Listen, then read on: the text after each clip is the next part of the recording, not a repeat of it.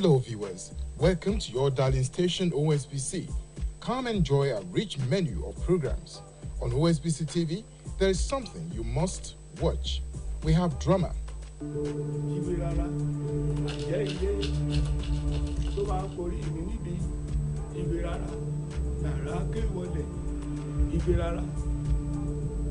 Honey, is it not eating? I just heard strange words and incantations, like ritual songs, coming from his room. Honey, it's okay. Let me go and talk to him. Sports. It is Mel!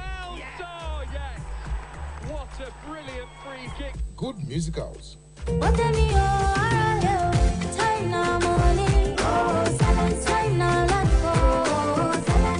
Educational television, kiddies and cartoons.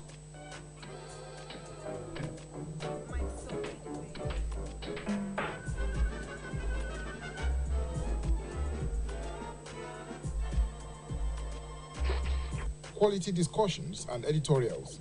Having an holistic view of what is playing out now in the political climate, general summary. Then you equally saddle the same INEC with controlling, the funding and the money to which a party could spend. Actually, it's unfortunate that the parties are not sincere. They cannot be sincere in the nature of elections we are organizing. In the developed society, it's not as if the things are a little bit, but today people are challenging even Trump's elections in terms of information, in terms of managing the activities, in terms of his campaign. You can.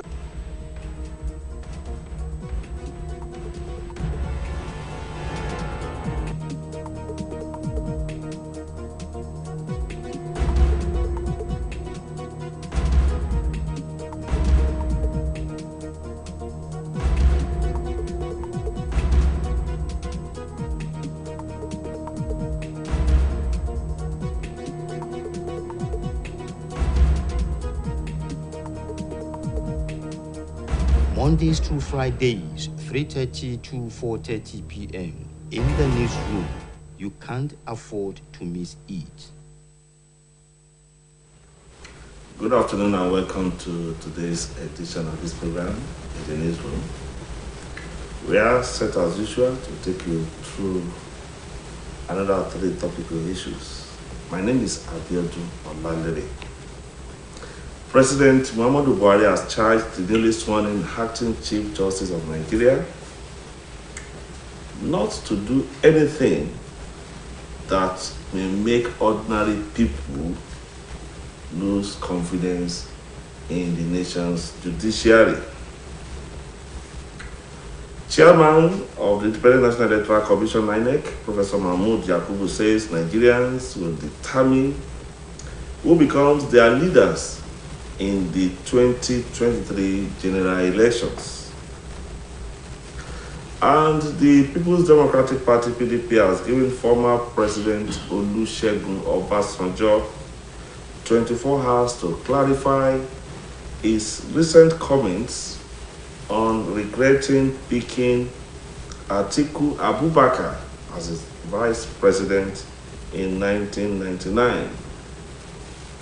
Chief Obasanjo has said picking Atiku as his running mate was one of the mistakes he made in life. These are the issues we are taking a look at, and let me welcome Aderumi into the newsroom. Thank you very much. Glad to be here. Yes, it's always good to be in the newsroom. Always, as always, yes. Yeah, so we go ahead. We are still expecting our colleagues, but we feel that we should just commence the program. If they are lucky to meet us, I'm we'll sure Aduwale Aderumi can do justice to the 3 topics. Oh, wow. Particularly from journalistic point of view. Journalistic point of view, yes. We'll see. Now, what do you think could have influenced or could have been the reason why President Muhammadu Buhari charged the newly sworn acting CJ not to do anything that will make ordinary Nigerians to lose confidence in the nation's judiciary? Well, it's the normal thing when you appoint a new person or a new person is sworn in to find something to tell them, something different and something that will challenge them. So this is part of the normal speech that you will expect that the president will give to the newly sworn in, even though interim, Supreme Court Justice. Chief Justice. Acting Chief Justice. Yeah, acting Chief Justice. So that is part of what you expect. But now, let's look at it. Why tell the judiciary not to do anything that will make people lose confidence in the judiciary? Why tell the justices that? People have lost a lot of confidence in the nation's judicial system. And so for the president to say that, is that he should have been telling the judge to do everything to regain the confidence of Nigerians in the judiciary. Because... so you agree that Nigerians have lost interest in the judiciary? I believe so. I believe so because why do people take jungle justice or the law into their own hands? Why do they engage in lynching somebody when they could hand them over to the police and then take them to the court? Why do people engage in things like that whenever a person is caught armed robbery or even kidnappers or bandits? Rather than hand them over to the police, most of the time they lynch them or they beat them to stupor because people do not have confidence in the nation's judicial system. And so what the president should be saying, along with what he just said, was that they should do everything to regain the confidence of Nigerians in the judiciary. And to do that, you have to challenge them to dispense justice fairly, equitably, equally, without fear or favor. All of these things you have to be telling them because so far Nigerians have lost confidence, a lot of confidence in the judiciary. And is it the problem with the judiciary? Mm-hmm. Is it a problem or a challenge of the institution or the occupier of that of that term of government? By the news and the things that we have read over the past 10 days or less than 10 days, but about the just gone Chief Justice. You remember 10 or 14 justices? 14 justices filed a petition against him, and then the details of what they were complaining about, their grievances, include a few things that has to do with ethics, a lot of things that has to do with integrity, a lot of things that has to do with fairness, and all of these things. So that is why now we have to say that the person that occupies the office needs to be a person of integrity, a person of high moral value, a person that you can trust behind your back, a person you can meet alone in the alley and feel safe with. But in this case, the president has to be telling them these things because, like I said earlier on, the people, Nigerians, have lost faith in the judiciary. And when these things are happening, we have to look at other factors, other mitigating factors. Look at what could lead to corruption in the judiciary. How much are you paying the judges? I read somewhere not long ago that some justices, their salary is 600,000 naira a month, of course with a few emoluments along.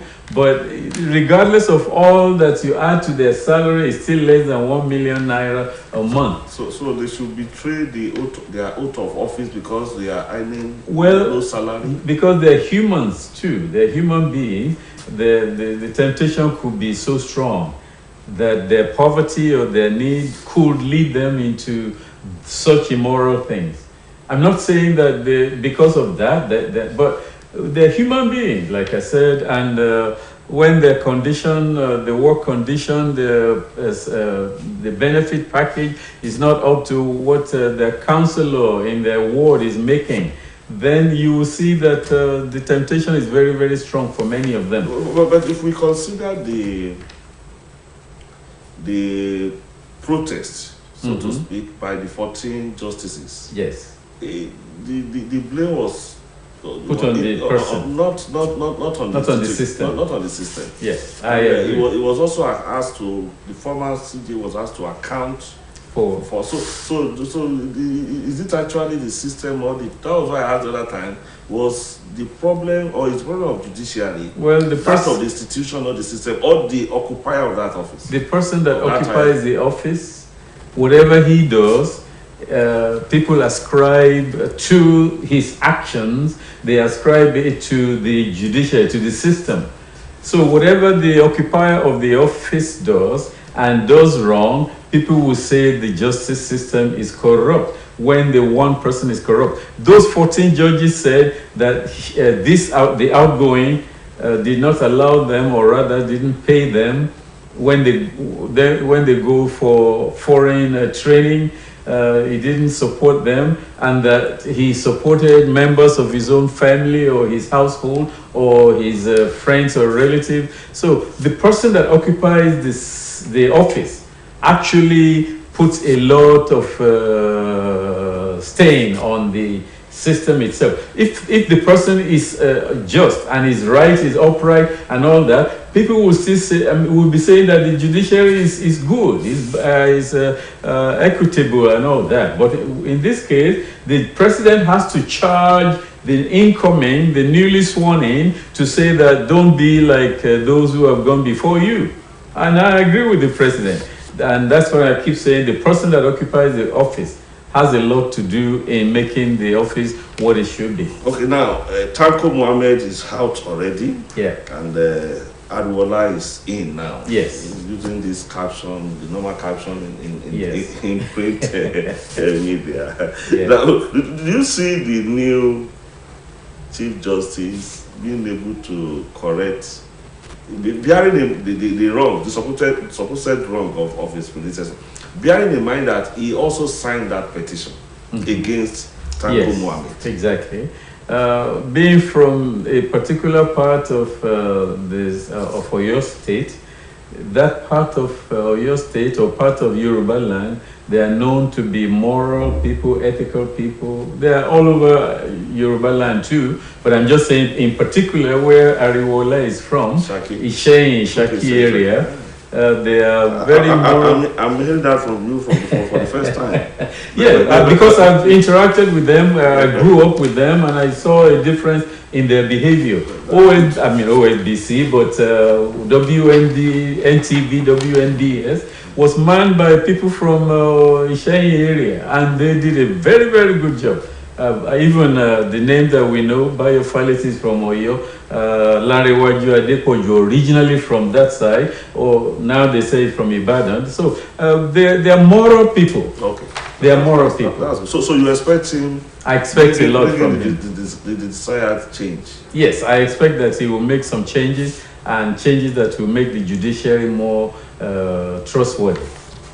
Okay, see, is the president also charged him and his colleagues to remain faithful and bear true allegiance to the Federal Republic of Nigeria?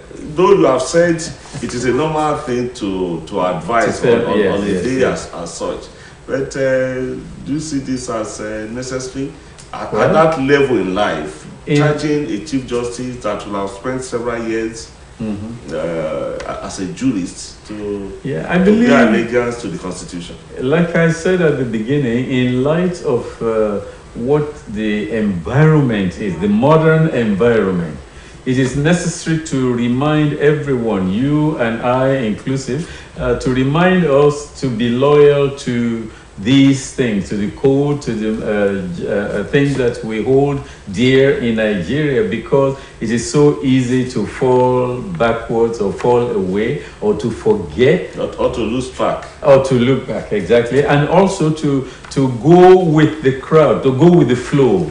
Everybody wants to look good to somebody.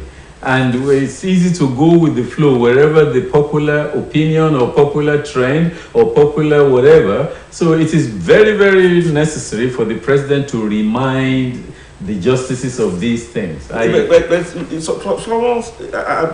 thinking aloud now. Is it the case that our judicial system is corrupt, as some people will say, or public opinion is not always in tandem with the law? Because most Nigerians are careless, and the law is not where somebody will assist you to patch your carelessness. It is the very Nigerians who criticize the judiciary who corrupt the judiciary.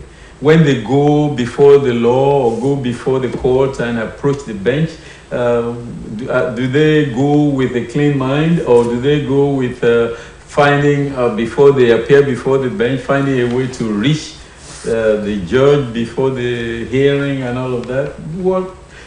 Nigerians corrupt the judiciary because they offer them bribes, they offer them things, or they seek favors from them that they are not supposed to. So we can't just blame the judiciary alone, we have to blame ourselves. What is it? Julius Caesar said in the writing, or rather Shakespeare, he said, "The fault, dear Brutus, is not in our stars, but in ourselves." So we have to look within rather than point at the system or the organization and all. We are the people who make the system the way it is. And we are the ones who have to look within and blame ourselves first before we blame somebody else. I'm being a pastor now. So if Nigerians want the judiciary to be fair, upright, and uphold the Constitution, it will be so. Exactly. But if Nigerians decide otherwise, Nigerians will have to stop taking rams to the homes of judges before Ileya. And should they be collecting it? They should not be collecting it. They should reject it. They should reject it. But again, like I kept saying, the temptation is so strong when a man is struggling to keep his household, when he is struggling to maintain this and that, and then somebody comes with a very juicy offer. The temptation to... Are justices, are they poor? Their salary is very low compared to what it should be. Common councillor takes home more money. Local government councillor or ward councillor earn more money than some of the judges. In councillor in Lagos or Port Harcourt or in Osun. Well, because I'm not aware that wherever. And 500,000 naira in Osun State, for instance. Well, they may not legally earn 500,000, but the emoluments and all the money that they share outside of their thing, all of that will make it up. That's what it is. Yes. Somebody was on Channels Television about 3 weeks ago, and he had a copy of his salary that he earns as a member of the House of Representatives, and he says that he earns 600 and something thousand every month, and I just broke out laughing. What about the millions they take home in what they call all those monies, constituency this and that, constituency that? How much money are they spending in constituency project? What about sitting allowance? What about Esther code? What about all those things added to their 600,000 that makes it now 13 million every month? Do judges earn that? No, they don't. There's some persons will tell you that why don't you join them if you know the place is juicy? I mean, why? Of course. You must have heard that. Yes, I've heard that. If you can't beat them, join them. I've heard that. Okay, let's move to the second topic now. We want to talk about politics now, and we want to take a look at the promise, the pledge, coming from the Independent National Electoral Commission, INEC, that Nigerians will determine who their leaders will be in the 2023 general elections. Yakubu Mahmoud Yakubu, yes, yeah. Telling representatives of the United Nations that How would you assess that statement? Judging from the last two elections, probably the Ekiti stuff, because you are in broadcasting, you are as good as your last presentation. Exactly. So if we look at this last presentation of INEC, would you say it was fairly okay? If we take Ekiti election of and even the one from Anambra Ekiti. Okay, if we take Ekiti as a test case, I don't know much about what happened in Anambra, but if we take that as a test case, EFCC was there on camera arresting people with bags of money, distributing money to people to cast their vote. How can Mahmoud Yakub now say that the votes will count when we just saw it less than 2 weeks ago where the vote was not allowed to count? Where was INEC? Where were the ad hoc staff? Where were the security forces? Where were they when the money was being shared in Ekiti? But was that the responsibility of INEC to arrest those that are selling or buying votes? INEC should make sure that the environment around the ballot box is free, is safe, and that without intrusion by anybody. But in the case of Ekiti, we read about it. I don't know, I wasn't there on that Saturday, I was there a week before, and I was tear gassed out of the hall where we were, and so people had been scared away from the polling areas. So we can say that Mahmoud Yakub needs to look in-house. And what he is saying to the United Nations representative or staff is okay, is to be expected of him, that the votes will count of every Nigerian. Okay, let's look at it this way. Maybe I'm putting on the spectacle of Yakubu. Mahmoud Yakubu now. The votes that were put in the ballot box. Yes. Is assured that those votes will count. Yes. But you are bringing other variables now. Yes. So those votes, as far as you are concerned in the Ekiti election, did they count? Well, the votes that were the votes that each person cast on that day, were they cast without prior inducement from any source? Were those votes cast from informed, conscience-informed, personal conviction that they cast their vote without influence from anywhere? Can it be said that those votes were cast without outside inducement or influence from anybody? And that is what I'm saying. That is, I'm saying you are considering, it applies to other variables. I'm considering every variable, the votes that were in the ballot boxes. Mahmoud Yakubu is assured that those votes will count. Those votes. Let's first flash that and then we'll now look at the variables. Those votes will count once they enter the ballot box. Yes. But the feet that walked to the ballot box, the hand that fingerprinted the ballot paper and threw it and dumped it in the ballot box, was that hand free? That is the variable that I just can't get away from. Okay. I just want us to separate it. Yes. So now let's look at these variables.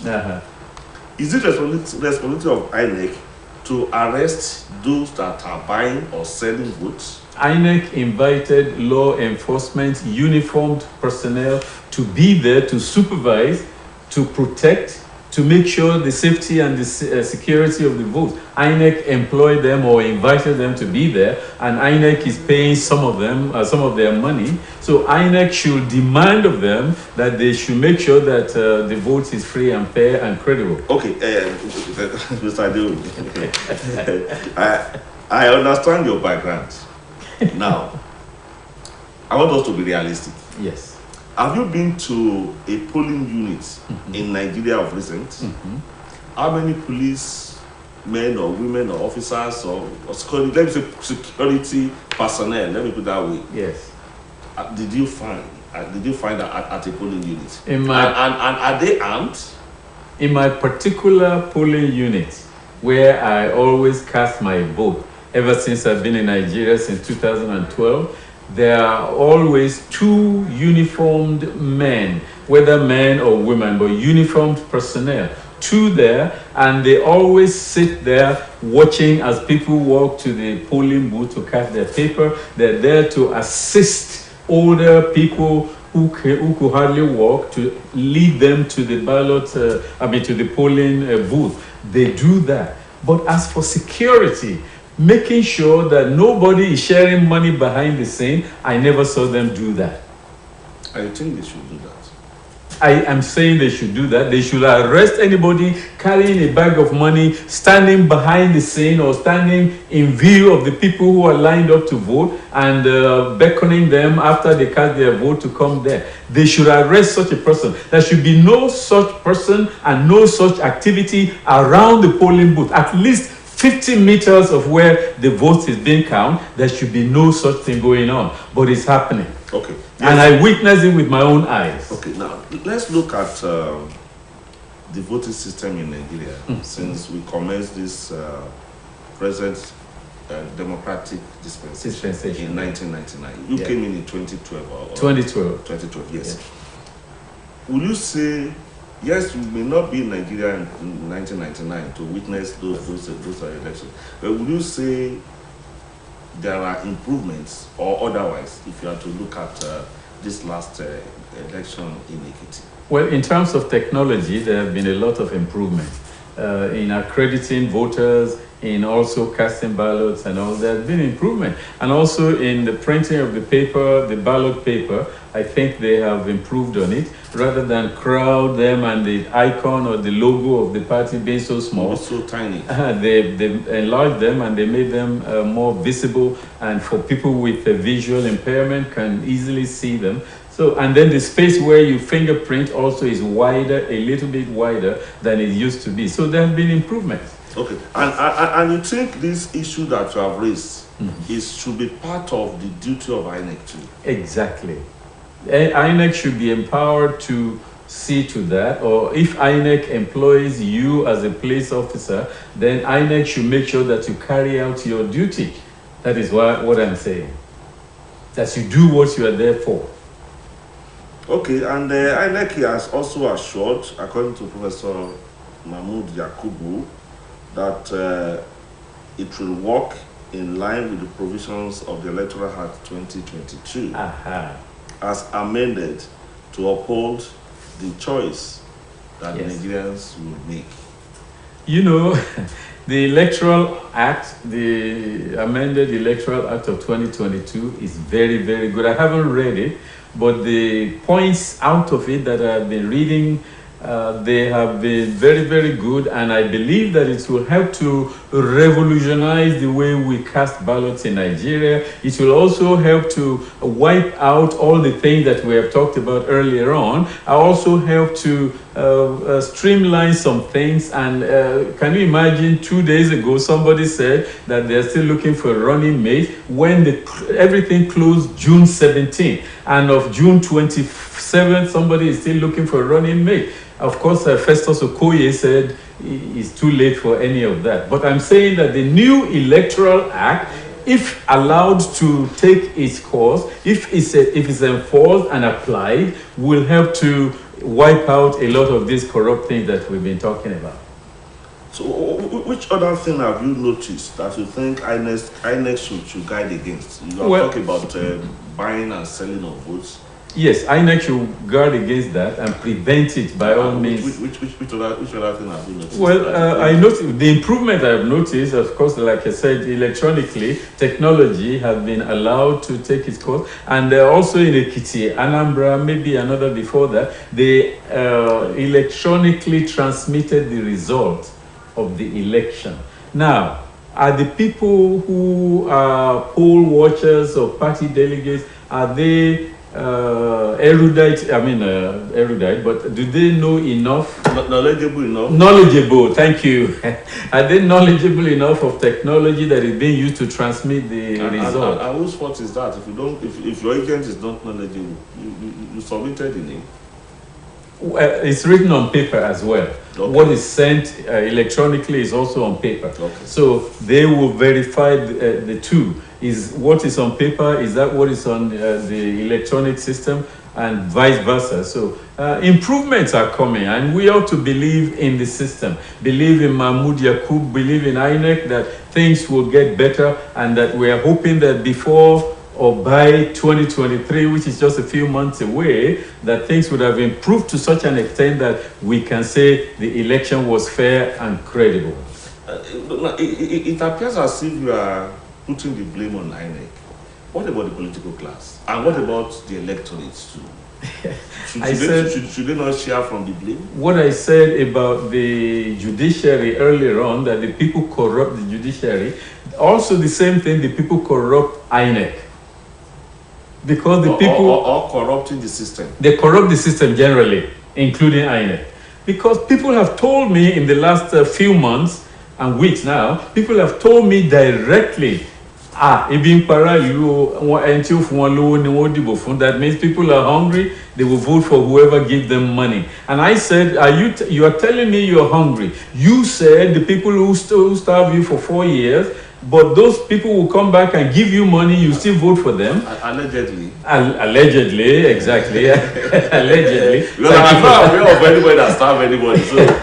Well, that's what the people are saying. Yes, no, you are free to make your point. Yeah, allegedly. So I'm saying that the people themselves, the electorate themselves are to blame. In fact, a large percentage of the blame, a large share of the blame rests on the electorate, because they are saying Diboko Sebe, or they're hungry, just give them money, they will vote for anybody. Papa Awolowo was quoted as saying, take their money, vote for us, in those days. But now it is not like that. Take their money, vote for them is what the people are telling themselves. Whoever gives you money, that's who you vote for. I was in Ekiti a week before the election. Like I said, I was one of those tear gas out of the event hall where we were for another person running for office there. But on election day, as massive as the crowd that was behind this candidate before the election, when election time came about on June 18, was it June 18? That the people voted for who gave them money. All of the people that followed this particular candidate that I went to celebrate with. So your candidate was not rich? The candidate didn't make it, didn't even make number 4. But the massive crowd that was behind this candidate, you would think that they would vote. But when I saw the result... Your massive crowd could be subjective. It was subjective. Perhaps at the venue, people came from all over the state. I also said it while I was there, the majority of those people who were there, they were there to collect the things that the candidate was sharing. I said it that day, but now, why couldn't the number that this candidate won was not as many as the crowd that followed her, and that had been following her for about 3 months. Okay, you have given us an insight. You said her. Okay, now let's look at this election. I'm happy you said there are improvements. Yes, there are. Yes, but also saying there is room for improvement. One of the improvements is John Kerry, the former Secretary of State for the United States. When he was here during the election of 2015, he said America needs to learn something from Nigeria. The use of that's a machine to. Okay. What's that called? Okay. The machine. Yes, John Kerry said we need to learn from that, because once you are given a voter card in the United States, you use it, and then the next election you get another one. But Nigeria has a permanent voter card, and it's something that is enviable and that's admirable, that America said they want to learn from it. So that's improvement, and I congratulate who introduced that improvement.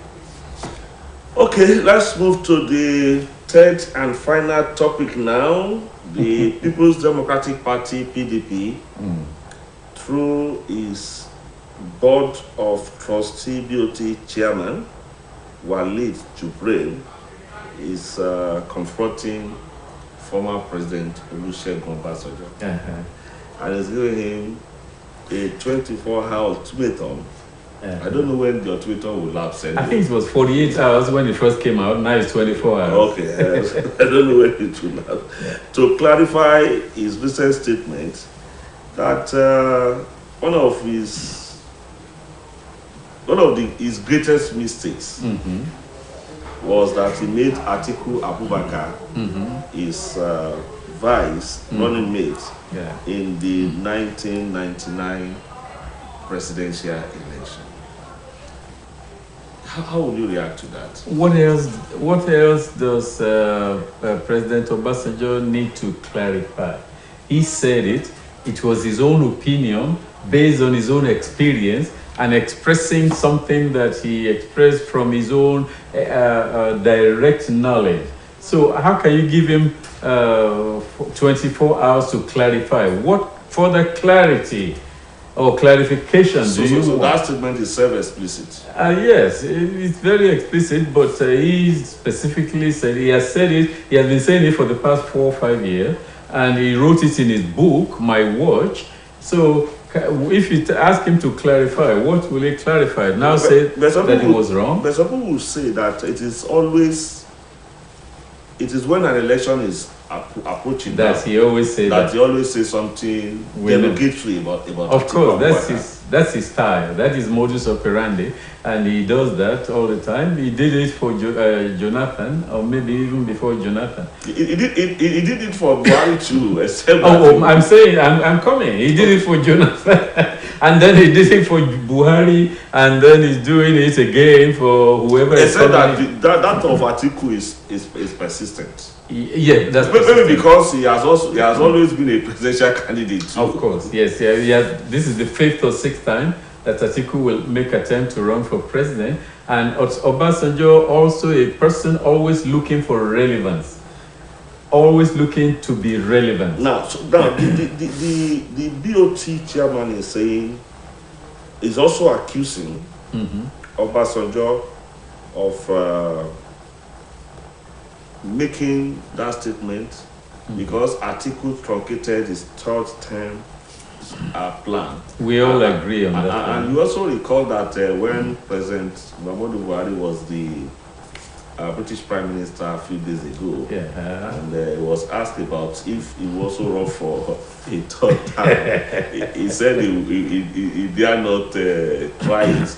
That he is aware of the consequence of someone who tried it in the past. Obviously, it must be also referring to Obasanjo. You cannot credit Atiku alone with the truncating of the 3rd term agenda of Obasanjo.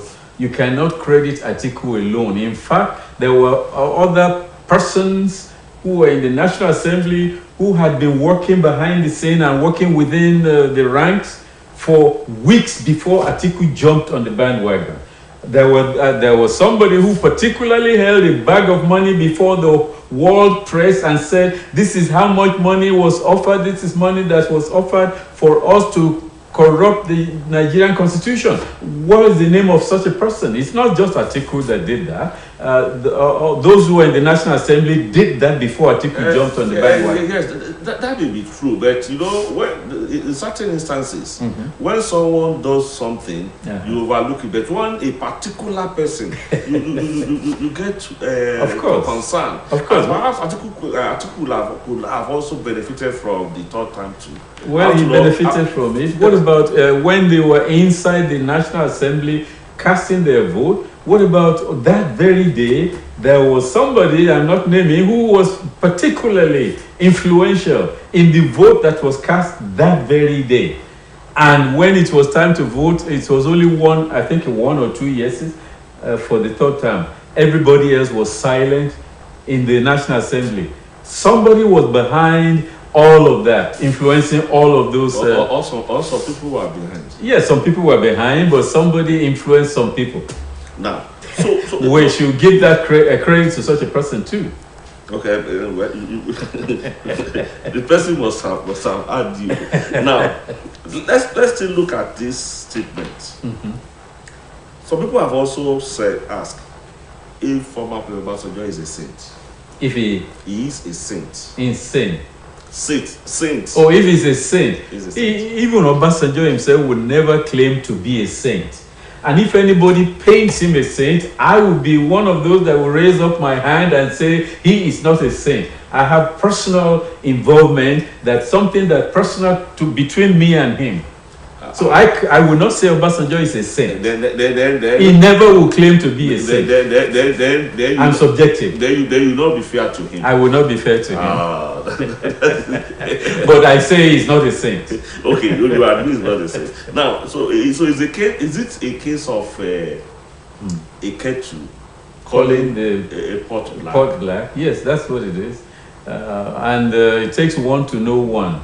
That's what they say in the United States. It takes one to know one. If you say somebody is corrupt, you must have a vestige of that in your own cupboard. So for Obasanjo to call Atiku whatever he calls him is what will make that BOT man say Obasanjo should clarify within 24 hours, or he will expose Obasanjo because he knows more about Obasanjo, maybe that we don't already know. And I'm actually eager that by tomorrow I'll make sure there's electricity, and if there's no power, I'll put gas in my generator because I want to hear what that man has to say about Obasanjo that I have not heard before.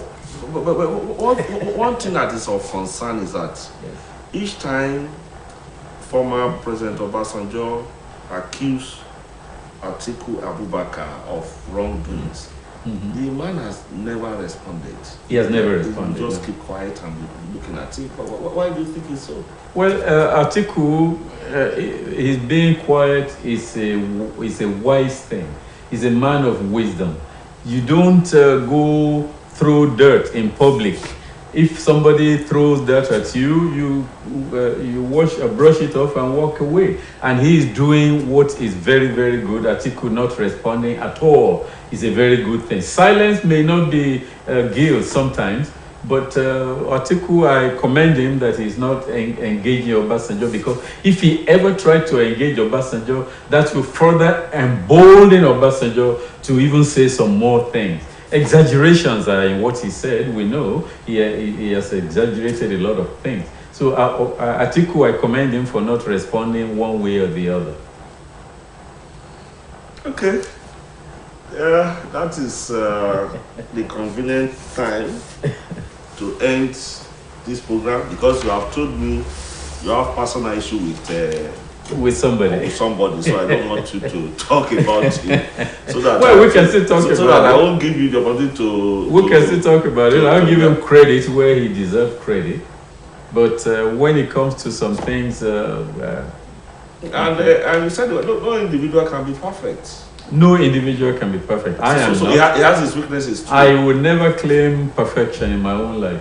I am. So he has his own weaknesses too. He has his own weaknesses. And he also has his strong And Atiku has his own weaknesses too. I'm not Atiku person, but Atiku has weaknesses. You are free to be anybody's person. Yes, that's your fundamental right. Exactly. But Obasanjo also has his rights. But Obasanjo is a person always seeking for relevance, looking for relevance. So if the community or the field is quiet, Obasanjo will try to stir up something so that his name will always be in the news. I think that's what is happening. He's doing that. So it means he loved being in the news. He loved being in the news, yes. He loved being relevant. Is there offense in that? There's nothing wrong with that. Look, when he was on BBC on a program, what's that program called? And they asked him about corruption. I said, but in your own government there are corrupt people. What did he answer?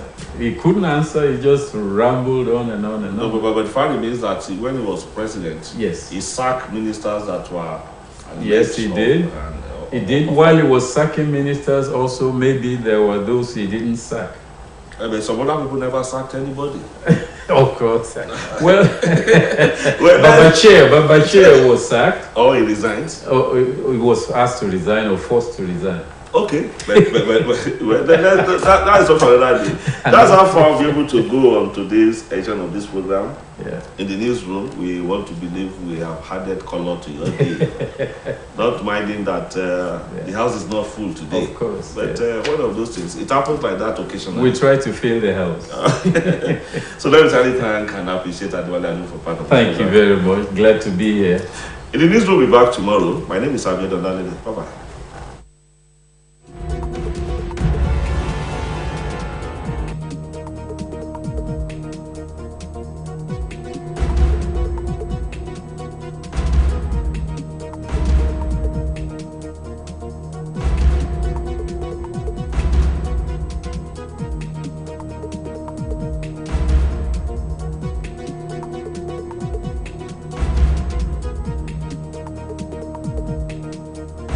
Mondays through Fridays, 3:30 to 4:30 p.m. in the newsroom. You can't afford to miss it. It's Nolly Griffin, the best.